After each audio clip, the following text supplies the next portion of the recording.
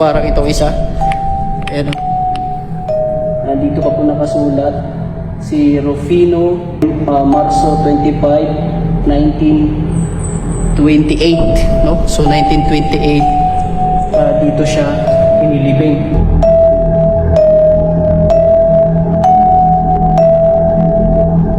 Kita naman natin na talagang ito po ay isang puntod. No? Isa, dalawa, tatlo.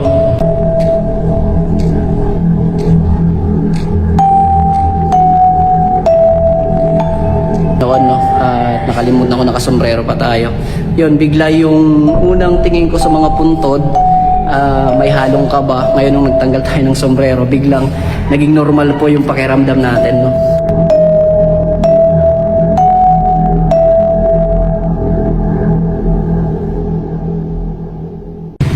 Yo, maarang baka mo mga idol na didihabasay, mayroon pong isang lumang simbahan na kung saan dito pa tayo pupunta. Isa sa mga lumang simbahan ng Basay na kung saan dito rin po dinadala yung balyuan ng santo ng Tacloban. And so magtatanong tayo kung pwede tayong sumilip doon kasi sarado po, no? So sa kabila ng pagdiriwang ng kapiesta ng Basay ay meron din sila ditong mga banderetas. Shoutout po tayo sa mga idol natin na taga rito.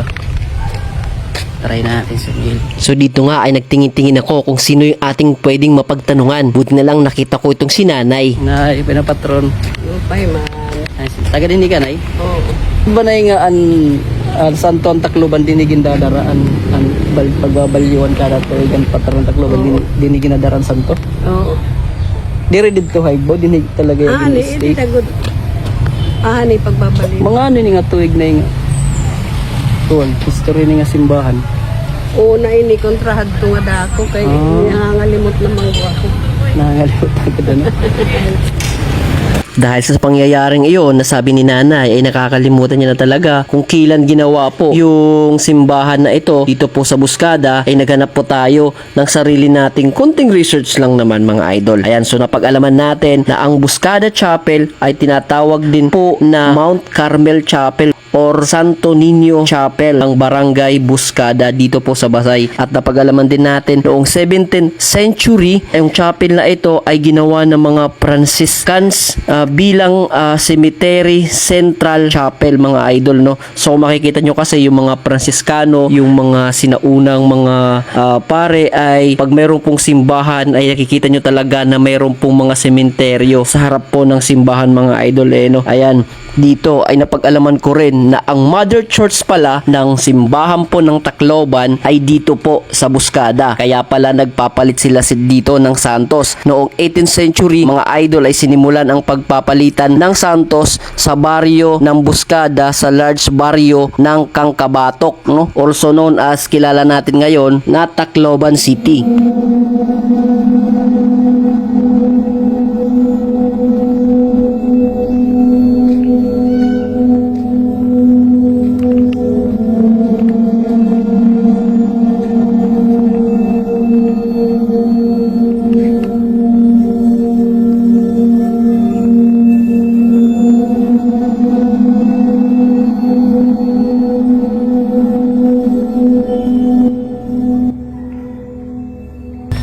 Ginmimisahan pa ni din Nay. Oo, kada primero nga ni nga.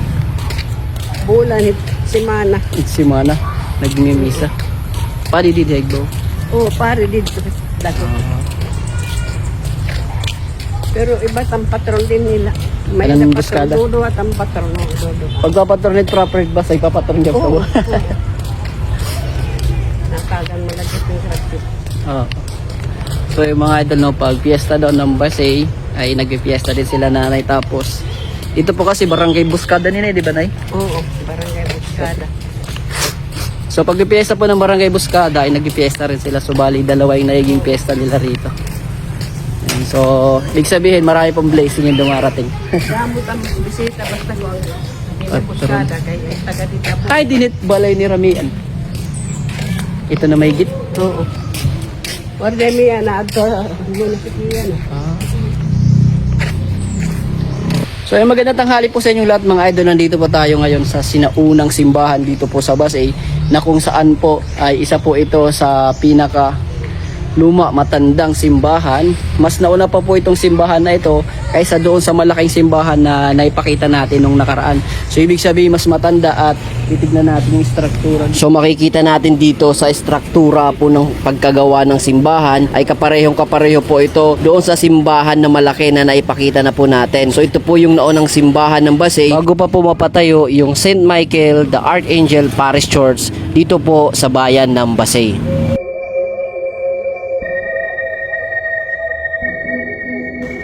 So yung mga idol, no, pinayagan po tayo makapasok dito at para makita po yung loob po ng simbahan. So, sabi ni ate, yung nakausap natin kanina, dito raw po sa flooring nito ay may nakikita po tayong mga parang lapida ng mga sinauna, kasi dito maliban sa simbahan ay isa rin po itong ginawang parang sementeryo o libingan. So may nakita na ako, ikutin natin. Kapansin-pansin dito mga idol, kung makikita nyo sa mga dingding po ng simbahan ay mayroon po parang mga butas na tinakpan. Ayan, no? So yan daw po ay nagsilbing himlayan ng mga taong inilibing dito. So yung mga idol, ikutin natin yung paligid, no? So kung napapansin natin dito, nandito pa po yung mga bakas, tinanggal na po nila. Ayan, no? Kita naman natin na talagang ito po ay isang puntod, no? Isa, dalawa, tatlo. Ayan, no? Kita natin dito na ito po ay puntod, no? Simbahan ito, pero parang nung nakita ko po yung mga puntod parang inilabutan ako bigla.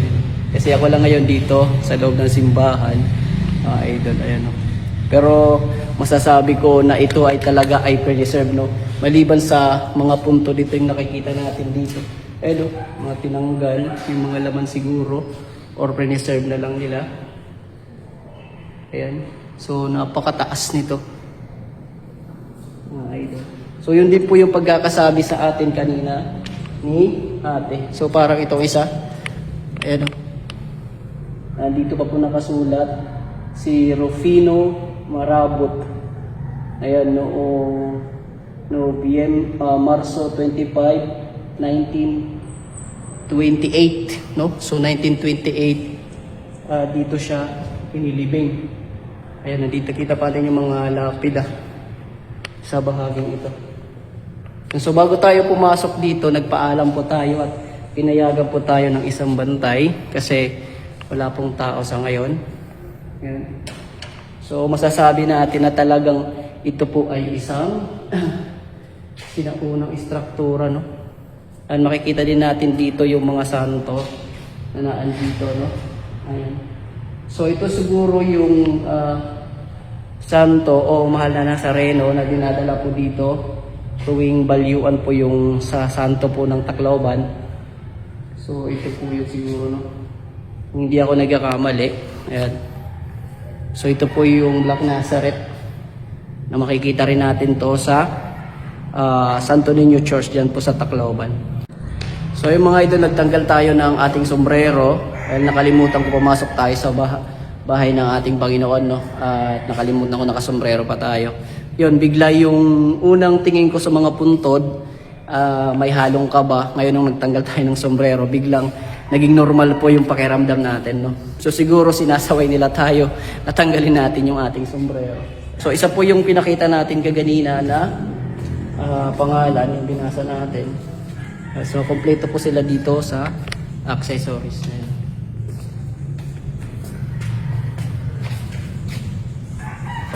So yung mga idol, sa mga gusto pong ma-experience o makita, mabisita po yung simbahan na ito ng Buscada Chapel, dito lang po yan matatagpuan sa Basay, no?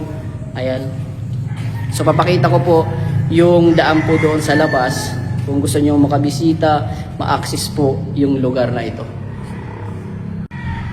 So yung mga idol, maliban po doon sa loob po ng simbahan, ay dito raw po sa likuran ko, sa labas lang din po ng chapel, itong bahaging ito ay sementeryo daw po ito. So kung gusto nyo malaman yung history ng simbahan na ito, pwede rin po kayong pumunta po sa municipal, no, sa munisipyo ng Basay, Meron po doon opisina, tanggapan kung saan nandun po yung mga history ng mga local tourism dito po sa bayan ng Basay. So yung mga idol, bago ko po makalimutan, kahit saang lugar po tayo magpunta, kahit saang bayan pa man yan, no, pagdating sa mga kaugalian, respeto, igalang po natin yung lugar kung saan tayo nagpunta, kung ano yung mga hindi at dapat dun sa lugar, ay sundin lang po natin para hindi po tayo magka-problema. Right. And so open naman po sa public na bisitahin po yung lugar na ito dito po sa bahagi ng Basay.